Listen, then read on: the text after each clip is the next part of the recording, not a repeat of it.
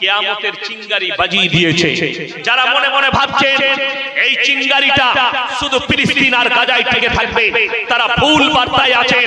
এই চিঙ্গারি মিডল ইস্টে লেগেছে, এই গোটা পৃথিবী জুড়ে এই চিঙ্গারি জুড়ে যাবে। তৃতীয় বিশ্বযুদ্ধতে পরিণত হবে। পৃথিবীতে 20 কোটি মুসলমানের প্রাণহানি হবে। রাসূল আকরাম সাল্লাল্লাহু আলাইহি সাল্লামের হাদিস, খোরাসান থেকে একটা দল বের হবে, এমন এক যোদ্ধা বের হবে, পৃথিবীর আর কোনো শক্তি তাদের সামনে দাঁড়াবে না। তাদের কাছে পৃথিবীর সবথেকে সম্পদ বেশি থাকবে। এখন যারা পেপার পড়ে, মোবাইল পড়ে, তারা জেনে গেছে পৃথিবীর সবথেকে দামি ম্যাটেরিয়াল সেই দেশের মাটির নিচে আছে। আগামীতে পেট্রোল ডিজেল আর চলবে না, এথলিন বলে একটা জায়গা ম্যাটেরিয়াল ব্যবহার হবে, যেটা দ্বারা ব্যাটারি গুলো তৈরি হয়। সেই মালটা ওই দেশের উঁচু নিচু দেশ আফগানিস্তানের মাটির তলায় বিছানো আছে। ওই জন্য চাইনার নজর পড়েছে ওটার উপরে। গোটা পৃথিবীতে যুদ্ধ হবে। আপনারা মনে করছেন কিয়ামত, এখনো দাজ্জালের আবির্ভাব ঘটতে বাকি আছে। দাজ্জাল আত্মপ্রকাশ করবে, এখন তো অনেক বাকি। এখন খালি আলামত গুলো একটা করে প্রকাশ পাচ্ছে। মুসলমান 73টা দলে বিভক্ত হয়ে পড়বে। আল্লাহর নবী সাল্লাল্লাহু আলাইহি ওয়াসাল্লামের হাদিস, আমার উম্মত উম্মতি 73টা দলে বিভক্ত হয়ে পড়বে, একটাই দল জান্নাতে যাবে। রাসূলের হাদিস এটা। যতদিন না 73টা দল হচ্ছে ততদিন কিয়ামত হবে না। আমার নবী আকরাম সাল্লাল্লাহু আলাইহি সাল্লাম বললেন, দাজ্জালের আবির্ভাব চলবে, ইমাম মেহেদীর আত্মপ্রকাশ হবে, এবং সেই খোরাসানের দলটাই হবে ইমাম মেহেদীর দল। ইমাম মেহেদী হবেন কমান্ডার, আর কোন পৃথিবীর শক্তি এদের সামনে দাঁড়িয়ে থাকতে পারবে না। আল আকসায় গিয়ে ঝান্ডা গাড়বে, ইসরায়েলের বিনাশ হয়ে যাবে, পৃথিবীতে ইসলামের ডাঙ্কা বেজে যাবে। মুসান্নাফ ইবনে আবু শাইবার হাদিস, আল্লাহর হাবিব সাল্লাল্লাহু আলাইহি সাল্লাম বললেন, গোটা পৃথিবীতে ইসলাম প্রতিষ্ঠিত হবে এবং মসজিদগুলো নামাজিতে ভরে যাবে। জোরে বলুন সুবহানাল্লাহ। কিন্তু দুঃখ কোথায় জানেন? নবীজি সাল্লাল্লাহু আলাইহি সাল্লাম হাদিসটা যখন বললেন তখন ইতস্ত বোধ করলেন। সাহাবীরা বললেন, ইয়া রাসূলুল্লাহ, আপনি ইতস্ত বোধ করলেন। নবীজি বললেন, শোনো, সেই নামাজিরা হবে সুদখোর নামাজি, পাপী নামাজি। তারা বড় বড় অট্টালিকা বাড়ি বানাবে, ইমানদার কেউ থাকবে না। এইটাই হচ্ছে মারাত্মক কিয়ামতের আলামত। আর পৃথিবীতে যে মহা যুদ্ধটা ঘটবে, ওটা ফিলিস্তিনকে নিয়ে নয়, গাজাকে নিয়ে নয়। পৃথিবীতে যে তৃতীয় বিশ্বযুদ্ধটা শুরু হবে, গোটা পৃথিবী জুড়ে রাসূলের হাদিস, ওই মহা যুদ্ধটা হবে। সেই যুদ্ধটা হবে শুধুমাত্র ফোরাত নদীটা শুকিয়ে গিয়ে সোনার পাহাড় বেরিয়ে আসবে, সোনায় ভরা থাকবে গোটা ফোরাত নদী, আর গোটা পৃথিবী ওই সোনা নিয়ে যুদ্ধে জড়িয়ে পড়বে। গড়ে 70 লাখ মানুষ মারা যাবে, পরমাণু যুদ্ধ হবে। তার আগে অনেক বড় বড় মহামারী আর আল্লাহর আযাব আসতে থাকবে। এই আল্লাহর আযাবে বহু বিনাশ হবে পৃথিবী। তার শুরুয়াত আল্লাহ 2025 সালে আমেরিকা থেকে শুরু করে দিয়েছে। আমেরিকার ক্যালিফোর্নিয়া থেকে শুরু হয়েছে। আরবের ভূমিতে বন্যা দিয়ে আল্লাহ প্রকাশ করে দিয়েছেন। সেদিনে দেখেছেন সৌদিতে একটা বিরাট বড় প্রলয় ঘটে গেছে। এত বৃষ্টি, সব বন্যায় ডুবে গেছে সৌদি আরব। মক্কা মদিনায় এত বৃষ্টি হয়েছে, বন্যায় ডুবে গেছে। তার কারণ একটাই, আল্লাহর আমানতের খেয়ানত করলে আল্লাহর আযাব এসে পৌঁছাবে। সেটা মক্কা মদিনা হোক আর পৃথিবীর যে কোনো প্রান্তরে হোক, গোটা পৃথিবী আল্লাহ, গোটা জমিন আল্লাহ, গোটা আসমান আল্লাহ, গোটা পৃথিবীর সৃষ্টিকুল হচ্ছে আল্লাহ। তারা আমানতের খেয়ানত কি করেছে? 1 মাস আগে রিয়াদে একটা কনসার্ট হয়েছে, এরকম স্টেজ বানিয়েছে। স্টেজের পেছনে যে স্ক্যানারটা দেওয়া হয়েছে, ওই স্ক্যানারটা ছিল কাবা ঘর। আর পৃথিবীর সবথেকে ন্যাংটো ড্যান্সার জেনিফার লোপেজ একটা ন্যাংটো ড্রেস পরে সেখানে ড্যান্স করছে, আর তার ছবিটা উঠছে কাবা ঘরের স্ক্রিনে। আর আপনি নুপুর শর্মার বিরুদ্ধে কলকাতায় আন্দোলন করছেন, ওই মৌলবীগুলো চুপচাপ বসে আছে। বর্তমানে এক্ষুনি আরবের বাদশাকে গ্রেফতার করা দরকার সালমান প্রিন্সকে। এই হচ্ছে সবথেকে বড় ইসলামের দুশমন, যে কাবা ঘরের অবমাননা করে, কাবা ঘরের উপরে একটা মেয়েকে ন্যাংটো ড্যান্স করছে, তার ছবিটা কাবা ঘরের স্ক্রিনারে উঠছে, গোটা পৃথিবী নীরব বসে আছে। সামান্য নূপুর শর্মা তোমার নবীকে গালি দিয়েছে, তুমি গোটা ভারতবর্ষ নয় পৃথিবী জুড়ে আন্দোলন করেছো। সে তো একটা অমুসলিম, সে কিছুই জানে না আমার রাসূল সম্পর্কে, তার জ্ঞান নেই। আর এই হারামের আওলাদ হচ্ছে জ্ঞান পাপী, সব জেনে শুনে এই কাজ করছে। ভদ্র বেশ্যাখানা খুলেছে, ফিল্মের হল খুলে দিয়েছে, কিয়ামতের আলামতগুলো প্রকাশ পাচ্ছে। আপনি এটা ভাববেন না যে কিয়ামতটা আমি বারাসাতে আছি, বারাসাতেই আমার কিয়ামত হবে, না। কিয়ামতের ময়দান হবে ফিলিস্তিনের ময়দান, আল আকসার ময়দানটাই হবে কিয়ামতের ময়দান। দিন আছেন জিনার লেখা আরবি কিতাব মক্কা মদিনার ইউনিভার্সিটির সিলেবাসে আছে, জোরে বলুন না সুবহানাল্লাহ। তিনি অন্য কেউ নন, লখনৌ উত্তরপ্রদেশ লখনৌ নাদওয়াতুল উলামার প্রতিষ্ঠাতা মোল্লা আলী মিয়া সাহেব নদভী রাহমাতুল্লাহ আলাইহি 4000 এর বেশি কিতাব লিখেছে, 4000 কিতাব লিখেছে। একটা পৃথিবীর মনীষীকে বার করে দেখিয়ে দেন 4000 বই কে লিখেছে, 2000 খুঁজে পাবেন না, 4000 বই লিখেছে। এইরকম বহু মুহাদ্দিস মুকাররির আলিমে দ্বীন তিনারা বড় বড় কিতাব লিখেছে, বহু মনীষী কিতাব লিখেছে। কিন্তু কারুর বইয়ের হেডিং এ লেখা আছে আমার লেখার মধ্যে কোনো ভুল নাই, কথা বলে না। একটা বই বাড়ি থেকে নিয়ে আসুন, যারা কলেজের স্টুডেন্ট ভাড়া আছে তাদেরকে বলুন একটা বই নিয়ে এসো যার হেডিং এ লেখা আছে আমার এই লেখার মধ্যে কোনো ভুল নেই। আমি ইয়াসিন এইখান থেকে ক্ষমা চেয়ে বাড়ি যাব, আর আমার পকেটে যা টাকা বেরোবে আমি তাকে দিয়ে চলে যাব। একটা বই নিয়ে এসো কোন লেখকের, তার হেডিং এ লিখে রেখেছে আমার লেখার মধ্যে কোনো ভুল নেই। আল্লাহর কসম, কোরআনকে খুলে সূরা বাকারা আল্লাহ রাব্বুল আলামিন প্রথমে বললেন যালিকাল কিতাবু লা রাইবা ফি, আমার এই কোরআনে বিন্দু মাত্র সন্দেহের কোনো অবকাশ নেই। জোরে বলুন সুবহানাল্লাহ। এটা একমাত্র কোরআনে আল্লাহ লিখেছেন, বাকি কারোর কিতাবে নেই। আল্লাহ বললেন আমার এই কোরআনে বিন্দু মাত্র সন্দেহের কোনো অবকাশ নেই। এরপরে ডোজগুলো দুবার আমি বুঝিয়ে দিচ্ছি মুসলমান কিভাবে অস্বীকার করে। ইমানদারির সঙ্গে বলুন, কোরআনে আল্লাহ যে আমাদেরকে হুকুমগুলো দিয়েছে, যেগুলো হারাম দিয়েছে সেগুলো হারাম না হারাম নয়, যেগুলো হালাল বলেছে সেগুলো হালাল না হালাল নয়, হালাল। এটা মুসলমান বিশ্বাস করে। কিন্তু ভেবে দেখুন, সুদ খাওয়া হারাম না হালাল? হারাম তো। তাইলে আশা করি আপনাদের এখানে কোনো সুদখোর মুসলিম নাই, কথা বলে না?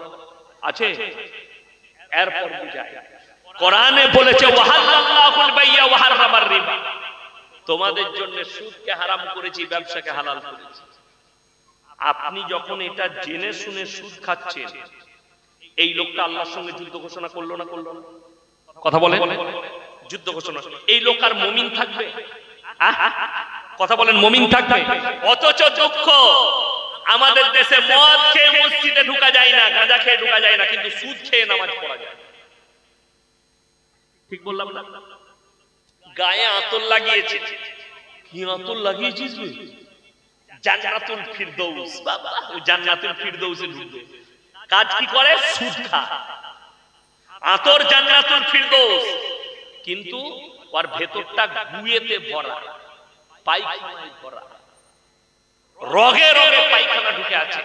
রাসূলের হাদিস শুনেলেন, কেউ যদি 1 টাকা সুদ খায় নিজের মায়ের সঙ্গে 36 বার জিনা করার সমান পাপ হবে। নাউযুবিল্লাহ বলে। যে লোক সুদ খাচ্ছে সে নিজের মায়ের সঙ্গে কতবার প্রত্যেকদিন জিনা করছে সে নিজে অনুভব করে। যে সুদ খাচ্ছে সে রাসূলের বিরুদ্ধে যুদ্ধ ঘোষণা করেছে। করেছে না করেন? ইমানদারির সঙ্গে বলবেন 5 ওয়াক্ত নামাজ পড়া ফরজ না ফরজ নয়? ফরজ। কোন লোক যদি জেনে শুনে এই ফরজ ছাড়ে, গুনাহগার না গুনাহগার নয়? আমাদের সমাজে 100টার মধ্যে 80টা বেনামাজি মুসলিম। ঠিক বললাম না ভুল বললাম? 80 জন বেনামাজি। আপনি কি করে নিজেকে বলছেন আমি একজন ইমানদার? কোন মুখে বলছেন আমি রাসূলকে মহব্বত করি? কোন ভাষাতে বলছেন যে আমি রাসূলকে মহব্বত করি? তোমার গরুর গোশত খাওয়াতে রাসূলের মহব্বত। আমাদের দেশের লোকের সমস্যা কোথায় জানেন? ফরজ ইবাদত নিয়ে মারামারি করে না, এরা নফল নিয়ে বেশি মারামারি করে। ফরজ নামাজ হারাম করে পড়ে না, কিন্তু শবে বরাতের রাতে ও নফল নামাজ ছাড়বে না। ঠিক বললাম না ভুল বললাম? এ আসছে শবে বরাত, সারা রাত এই বারাসা, আপনার খিদিরপুর, মিটিয়া বুরুজ, হাওড়া রানীহাটি, কিছু যুবক আছে হারাম করে জীবনে নামাজ পড়ে না, কিন্তু শবে বরাতের রাতে গুটকা খায় আর বাইক নিয়ে ছুটে বেড়ায়। আর ঘরের লোক জানছে ওরে বাপ রে, আমার বাড়ি সারা রাত নামাজ পড়ে। কিছুই না, কিয়ামতের দিনে দেখবি খালি। ইমানদারির সঙ্গে বলুন, একটা ছেলে স্কুলে কোনো পরীক্ষা দেয় নাই, কলেজে শুধুমাত্র মৌখিক পরীক্ষা দিয়েছে। সে যদি রেজাল্ট আনতে যায় তাকে রেজাল্ট দিবে না ঝাঁটা করে মারবে? তো তোমাকে যদি কবরে জিজ্ঞেস করা হয় ফরজ নামাজ, ওইটা খালি বলতে পারি, তবে কি এনেছি খালি শবে বরাতের রাতে 75 রাকাত নামাজ পড়েছি, তোকে বলবে তোকে কাবাব শাকা করব, রেডি হ। ওইটা নিয়ে কি করবি? আমাদের সমাজের অবস্থা এটা, ফরজ ইবাদত করবে না, অথচ রাসূল বলেছেন যার নামাজ নাই তার মধ্যে ইসলাম নেই। এটা রাসূলের হাদিস, কোরআন খুলে নেন। অনেক সমাজের লোক বলে আমি নামাজ না পড়তে পারি, বারাসাতে চায়ের দোকানে বসে বলে আমি নামাজ না পড়তে পারি, আমার মতো ভালো লোক পাবে। এই মাল আছে না? গাদা আছে না, নামাজ পড়ে না, রোজা রাখে না, কিন্তু সে বলছে গায়ের মধ্যে ভালো আমি। তুমি কেমন ভালো আর কতটা কামিয়াব হবে কোরআনকে জিজ্ঞেস করো, কোরআন বলে দিবে তোমার জন্য তুমি কতটা কামিয়াবি লাভ। নম্বর 1, কিয়ামতের দিনে দুটো রাস্তা বের হবে। একদল জান্নাতি জান্নাতে প্রবেশ করবে, আর একদল জাহান্নামী জাহান্নামে যাবে।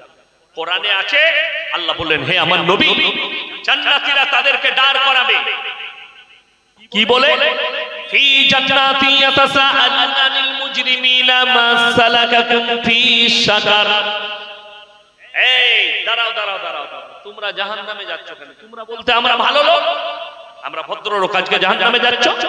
তাদের 1 নম্বর উত্তর হবে ক্বালু লাম নাকু মিনাল মুসাল্লিন, আমরা মুসল্লি নামাজি মুসল্লিদের মধ্যে ছিলাম না, আল্লাহ তাই আমাদেরকে জাহান্নামে পাঠিয়েছে। ক্বালু লাম নাকু মিনাল মুসাল্লিন, আমরা নামাজি মুসল্লি ছিলাম না, আল্লাহ তাই আমাদেরকে জাহান্নামে পাঠিয়েছে। আজকে শুনলেন কোরআনের কাছ থেকে আপনার সম্পর্ক ছিল। প্রত্যেকটা মুসলমান নরনারীর জন্য দ্বীনি শিক্ষা অর্জন করা ফরজ না ফরজ? এটা জানে। আর আমি চ্যালেঞ্জ ছুড়ে বলে গেলাম, গোটা বারাসাতে 100টার মধ্যে 80টা মুসলমানের কাছে দ্বীনি শিক্ষা। ঠিক না? এই ইমাম সাহেব, আপনি ইমাম তো? ইমাম সাহেব কোথায়? আচ্ছা উনি ছিলেন, চলে গেছে। এই মসজিদে আমার মনে হয় এই পাড়ায় বেনামাজি একটাও নাই। এই 24 পরগনার হাওড়া হুগলির রোগ জানেন? এই রোগটা আমি ছাড়াতে লেগেছি। কি রোগ? এরা নামাজ পড়ে না, কিন্তু বছরে একটা করে জলসা দিবে, দিয়ে জান্নাতে যাবে। এত সহজ জান্নাত কেন? ওরে বাপ রে, বর্ধমান থেকে হুজুর এনেছি, হুজুর যা দোয়া করবে জান্নাতে এমনি ঠেলে দিবে। তোর হুজুরও মার খাবে, তুইও খাবে। এই সমস্যার সমাধান কি করে হবে আল্লাহ ছাড়া কেউ জানে না। সমাজ ধ্বংস হয়ে গেছে। ওই আমাদের সমাজ এখন জলসা চলছে, হারাম হালালের বায়ান নাই, দিন বদ্দিনের বায়ান নাই, কুফরির বায়ান নাই। সমাজ কিভাবে ধ্বংস হচ্ছে তার বায়ান নাই। আছে কি? খালি অমুক পীরের গল্প, দাদর গল্প, চাচার গল্প, নানার গল্প দিয়ে জলসা। আর সুর করে বক্তব্য দিলে আমাদের মেয়েরা বলে হাই লোক কি সুর, বুঝলি কি? বুঝে নাই। আর হুজুর আমরা সুর দিয়ে জলসা করছে, সুরে জলসা শেষ। বুঝলি কি? হুজুর বুঝি না, কিন্তু হুজুরের গলাটা ভালো ছিল। ওই কিছু হুজুর বেরোইছে হারামখোর, 2 ঘন্টা বায়ান করছে, 1 ঘন্টা গজল পড়ে কাটিয়ে দিচ্ছে। গজল পড়ে কাটাচ্ছে। সমাজ গজলের দ্বারা কি পাবে? সমাজ গল্পের দ্বারা কি পাবে? আমার আব্বা কিভাবে আলেম হয়েছে আমি ওই গল্প শোনাতে আসবো আপনাকে? ওই গল্প শোনানো আমার প্রয়োজন নাই। আমার আব্বার জন্য তারুফ করিয়ে দিলেন আমার আগের বক্তা, ইনি মোল্লা শওকত আলী সাহেবের ছেলে। এর থেকে বেশি আর কিছু জানার প্রয়োজন নাই। আমার বাপ কও ওয়াক্তে তাহাজ্জুদ পড়ে, কেমন করে পীর হয়েছে, কেমন করে স্বপ্ন দেখেছে, ওই স্টেজেটা লোক দিকে বুঝাবা। আর কিছু বক্তা এটাকে গল্পের জায়গা বানিয়েছে, সমাজকে নামাজের দাওয়াত দেয় না, রোজার দাওয়াত দেয় না, ফরজ নামাজটা বুঝাতে চায় না, হারাম হালালটা বুঝাতে চায় না। আজকে কম ধ্বংস হয়ে গেছে হারাম হালাল না বুঝার কারণে। আর এই জলসার স্টেজ গুলো গল্প আর সুরে ভরে গিয়ে কি ক্ষতি হলো? ক্ষতি একটাই হলো, এই জলসার ফায়দা কিছু হয়নি, বেঈমান কাফের মাথায় চেপেছে। তা না হলে আমার আব্বাজি 55 বছর জলসা মেদিনীপুরে এক জায়গায় মরহুম গোলাম আহমদ মুর্তজা সাহেব, আল্লাহ জান্নাতি করুক, চিনেন না চিনেন না? নাম শুনেননি? বর্ধমানে আমাদের বাড়ির কাছে মেমারি। আর আমার আব্বাজি দুজন মিলে মেদিনীপুরে জলসা করতে গিয়েছিল। কিছু ভণ্ড পীরের লোকরা বেরিয়ে জেনারেটর ভেঙে দিয়েছিল, স্টেজ ভেঙে দিলে এদের বক্তব্য শোনা যাবে না। মাঠে মাঠে 15 কিলোমিটার হেঁটে গিয়ে ট্রেন ধরে দুজন বর্ধমান গিয়েছি। 15 কিলোমিটার পায়ে করে হেঁটে গিয়েছি স্টেশনে বায়ান করতে যাই। কেন? হাদিস কুরআনের বায়ান চলবে না, বাপ দাদুর গল্প বলতে হবে শুরু করে। ওই গল্পটা ভালো লাগে। এই মেদিনীপুরে এক জায়গায় জলসা করছি, হুজুর পাখির গল্প ধরেছে। পাখি, সে পাখি উড়িয়ে যাচ্ছে মামা, বাসাতে 3টে ডিম পেড়েছে। পাখির গল্পই 2 ঘন্টা কেটে গেল, তাও পাখিটা উড়ে নাই। একজন মজমা থেকে বলছে, হুজুর পাখিটা কখন উড়বে? বলছে পরের বছর উড়বে। এই পাখির গল্পে সমাজ কি পাবে? এটা বাস্তব কথা বলছি, আল্লাহর কসম বলছি। এই গল্প ধরুন আমি ছিলাম জলসা, রাত 12টায় চেপেছে, 2টো পর্যন্ত পাখির গল্প। সমাজ কি পেলে তোমার পাখির গল্প দ্বারা? তাকে বলতে পারবে না যে নামাজের গুরুত্ব কতটা, রোজার গুরুত্ব কতটা, হারাম হালালের গুরুত্ব কতটা। এই বায়ান না করে বাপ দাদার গল্প, পাখির গল্প, বাঘের গল্প, পীরের গল্প, এই করে জলসা শেষ। আর কম শেষ হয়ে গেল। আর আমাদের কম, আমরা তাকে স্টেজে ধরতে পারলাম না যে আমরা গল্প শুনতে আসিনি। বাপ দাদার গল্প পড়ে শোনাবেন, মোবাইলে বলে দিবেন ঘরে বসে আমার বাপ দাদার গল্প।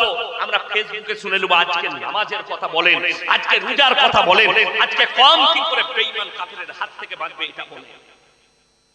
আপনার বাড়ির কাছে কলেজ আছে, যদি হিম্মত থাকে প্রশাসন বাবুদিকে ডাকুন, এখানে বসে শুনবেন।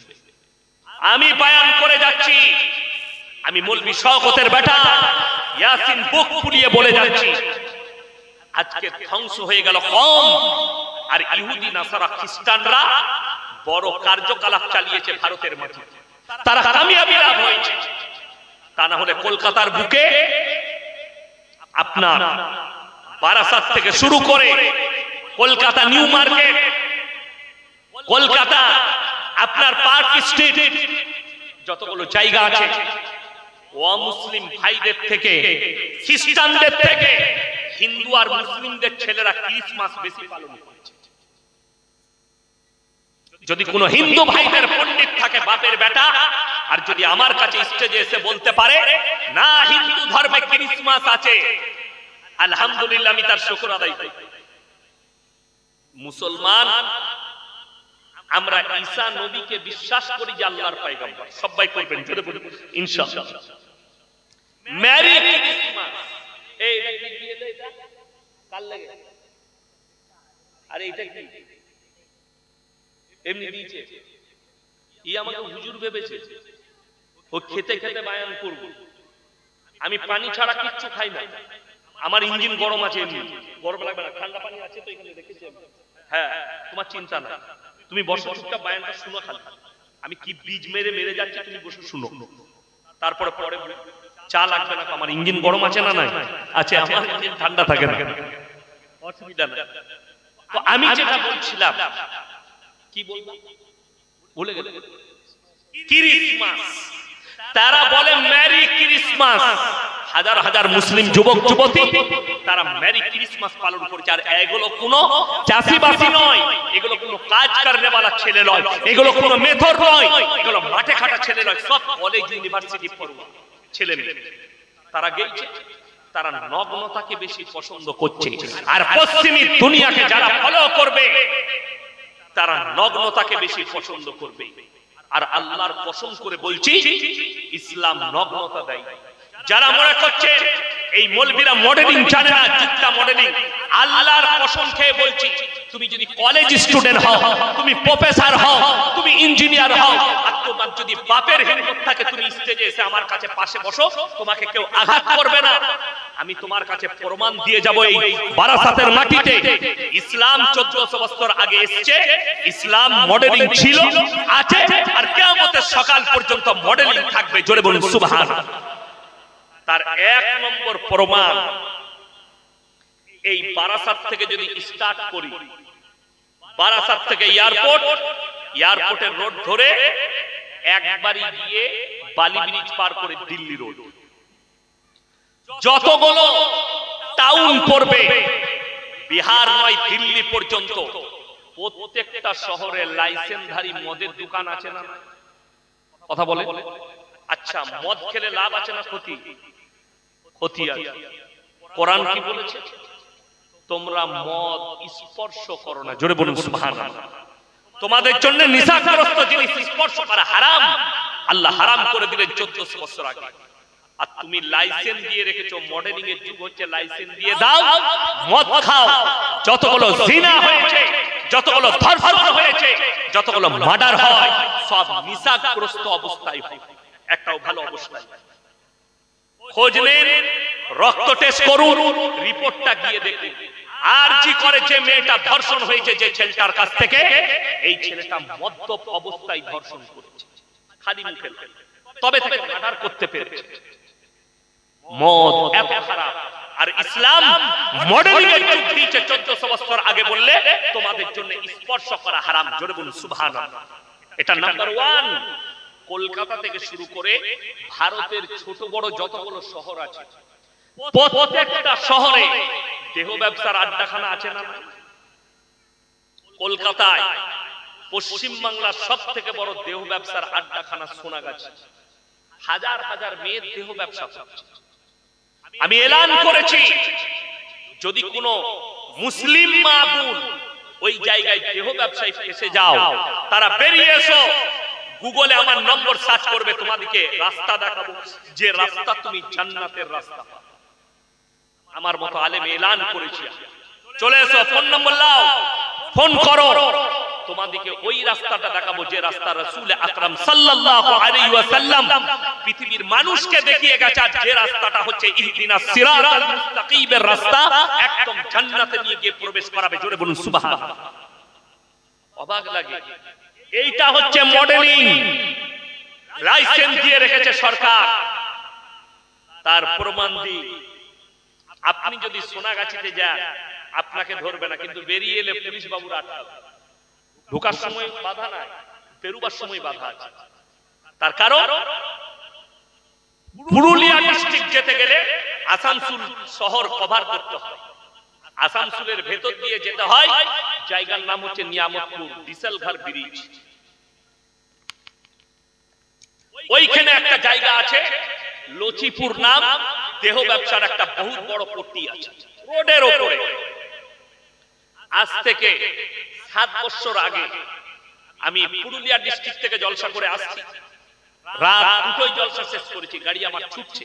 যখন রাত 3টে 3:30 বাজে আমি আসানসোল শহর কভার করছি, টুপি খুলে আমি গাড়িতে শুয়ে আছি।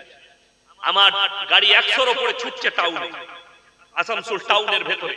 আমার ড্রাইভার চালাচ্ছে, পেছনে পুলিশের গাড়িটা 4 ইন্ডিকা জেলে ডিফার দিতে দিতে আসছে। আমার ড্রাইভারকে মানে গাড়িটা দাঁড় করা, তোমরা দেহ ব্যবসার আড্ডাখানা থেকে আসছো। কিন্তু উনি তো জানে না ভেতরে কোন মাল চেপে আছে। গাড়িটা এসে হাই রোডের সিগন্যালে দাঁড়ালাম, এরপরে আমি দিল্লি রোড ধরবো টাউন থেকে। আমার সামনে গাড়িটা এসে লাগালো, আমাকে বললো হুজুর উঠে। আমি উঠে টুপিটা লাগিয়ে বসলাম। বেরিয়ে এলো একজন প্রশাসনের বাবু, কাঁচটা খুললাম, হুজুর আপনি? আমরা হ্যাঁ আমি ওইখান থেকে আসছি নাকি? হুজুর ক্ষমা করবে, আমরা যাও গাড়িতে বসো। পালিয়ে এলাম। সে দেখলে এটা একজন মোল্লা সাহেব, যতগুলো গাড়ি পার হয় ঢোকার সময় বলছে লাইসেন্স দিয়ে আছে, বেরোনোর সময় আপনাকে আটকিয়ে টাকা আদায় করবে। এর থেকে ভালো বাইরে থেকে তালাটাই মেরে দিয়ে যেন ভেতরে কেউ ঢুকতে না পারে। আমার আল্লাহ 1400 বছর আগে তালা মেরে দিয়েছেন। জোরে একবার বলুন নারায়ে তাকবীর। আমার আল্লাহ 1400 বছর আগে, যদি বলেন কোরআনে কোথায় আছে? সূরা বনী ইসরাঈল, ওয়ালা তাকরাবুজ জিনা ইন্নাহু কানা ফাহিশা ওয়া সাআ সাবিলা। হে আমার নবী বলে দাও, ব্যভিচার করা তো দূরের কথা, যে রাস্তায় ব্যভিচার হয় সে রাস্তার ধারে পাশে যাতায়াত করো না। ব্যভিচার করা অনেক দূরের কথা, যে রাস্তায় ব্যভিচার হবে সে রাস্তার ধারে পাশে যাতায়াত করো না। আর এরা বলছে লাইসেন্স দিয়ে রেখেছি। শুধু এটা নয়, এর থেকেও দামি প্রমাণ দেব। কলকাতায় বৃদ্ধ বৃদ্ধাশ্রম আছে না? কথা বলে।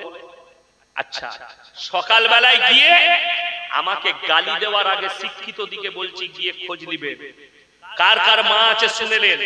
ডাক্তারের মা, প্রফেসরের মা, ইঞ্জিনিয়ারের মা, আপনার আইপিএস এর মা, উকিলের মা, ম্যাজিস্ট্রেটের মা, জজের মা, ডাক্তারের মা, মা বাবারা ওখানে আছে। চাষিবাসী নয়। ঠিক বললাম না ভুল বললাম? যদি আমার কথা মিথ্যা হয় আগে প্রমাণ নিয়ে এসো, তারপর আমাকে ফোন করে গাল দিবে। আর যদি তুমি বাপের বেটা হও, আমি রাতের বেলায় একদিন আসবো, তোমার কাছে থাকবো, যেদিনে জলসা থাকবে না তোমাকে সাথে করে নিয়ে আমি সকালে যাব আর তোমাকে প্রমাণ করি। ওই বৃদ্ধ বৃদ্ধাশ্রমে একটা যদি টুপি দাড়িওয়ালা মৌলবীর মা দেখাতে পারেন হাফেজ আলেমের, আমি আল্লাহর কসম খেয়ে বলছি জীবনে আর আমি সমাজের মুখে বক্তব্য দেব না। চ্যালেঞ্জ ছুড়ে বললাম, জীবনে আর বক্তব্য দেব না। আমি মাদ্রাসায় গিয়ে ক্লাস করতে লেগে যাবো কাল, আর জীবনে কোথাও বক্তব্য দিতে যাব। যদি প্রমাণ দিতে পারেন একটা হাফিজে কোরআনের মা আছে, একটা আলেমের মা আছে, একটা ইমামের মা বাপ আছে, দেখাতে পারে। যদি বলেন কেন নেই, সবাই একবার সুবহানাল্লাহ বলুন।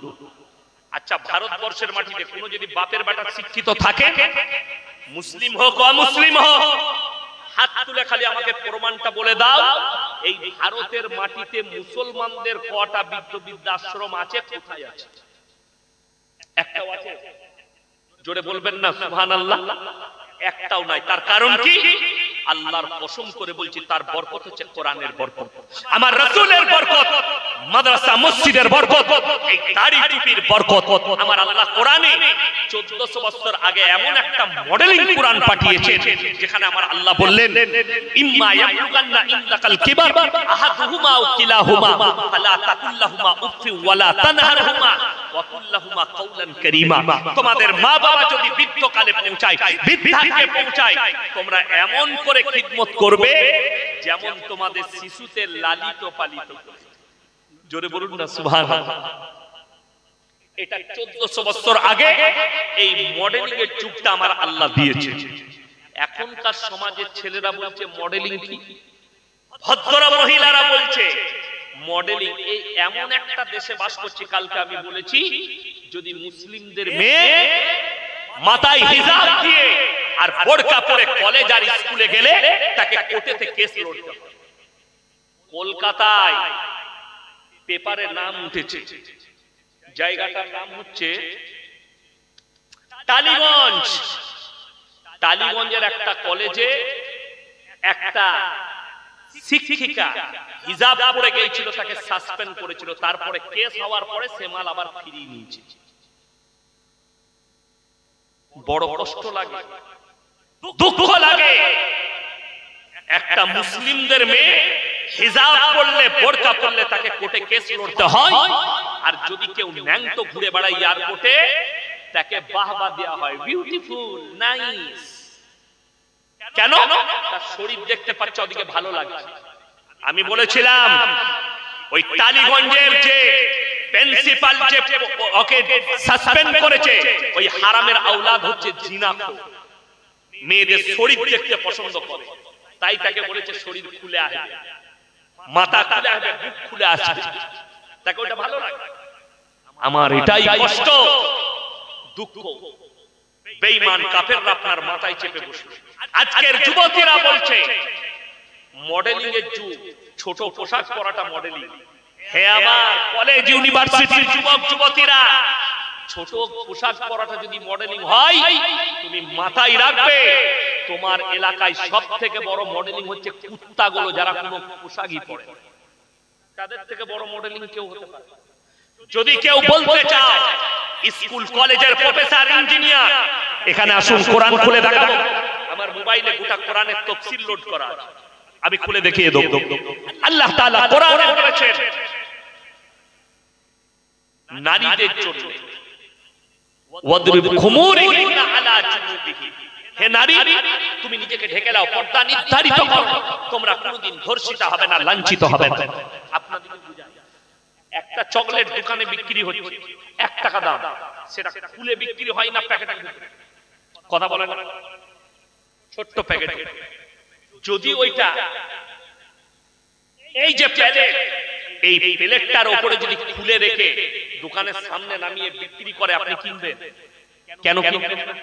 মাছি বসেছে, ধুলো পড়েছে, চকলেটের ইজ্জত নষ্ট হয়ে গেছে।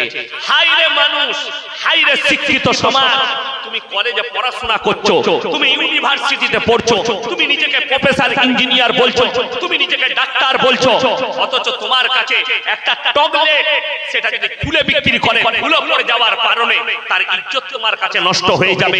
আর তুমি একটা নারীকে আল্লাহ এত মর্যাদা দিয়েছে, তোমার শরীর খুলে দিলে তোমার ইজ্জত বেড়ে যাবে। একটা নারীকে আল্লাহ এত মর্যাদা দিয়েছে, একটা কলা কেউ যদি ছিলে বিক্রি করে, সেই কলা আর কেউ কিনবে না। কেন? এই কলাটার বেইজ্জতি হয়ে গেছে, ধুলো পড়েছে, মাছি বসেছে। হায়রে আমার মা বোন, আল্লাহ তোমাকে এত ইজ্জত দিয়েছে, তোমার এতটা ইজ্জত আল্লাহ দান করেছেন।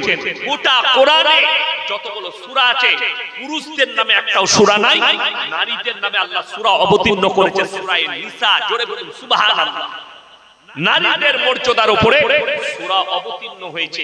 এখানে নারীদের সাবধানবাণী আছে, নারীদের মর্যাদা আছে, নারীদের ইজ্জত আছে। আমাদের সমাজের কিছু শিক্ষিত মূর্খ হুয়া, তারা মনে করে ইসলামের সবথেকে খারাপ হচ্ছে 4টা বিয়ে। ভাবে না, ভাবে না, বলছে রাস্তায় দাঁড়িয়ে মুসলমান 4 বিয়ে রাখতে। হাত তুলে বলুন তো 4টা বউ কার আছে? একারও আছে 4টা বউ? আপনার কটা?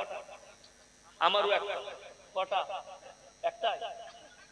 দিল্লি কা লাড্ডু जो खाएगा वो भी पछताएगा, जो ना खाएगा वो भी पछताएगा। একটাতেই ঝামেলা শেষ নাই, আর এরা বলছে 4টা করে বউ রাখো। কোরআনে জায়েজ করার দেওয়া হয়েছে, তার অনেকগুলো বিষয় ব্যাখ্যা বিশ্লেষণ আছে। এই ব্যাখ্যা না পড়ে কিছু হারামের আওলাদ কলেজে পড়েছে, ইউনিভার্সিটিতে পড়েছে, মানে কোরআনটা কিনে নিয়ে গিয়ে মানেটা পড়ে বলছে ইসলামে 4টা বিয়ে। হারামখোর ওই কোরআনের তাফসীর পড়ার জন্য, আপনাদেরকে ইমানদারির সঙ্গে বলি, কেউ মানে কোরআনটা পড়ে বলছে আমি কোরআনটা বুঝে গেছি, কোরআনের ব্যাখ্যা বুঝে গেছি,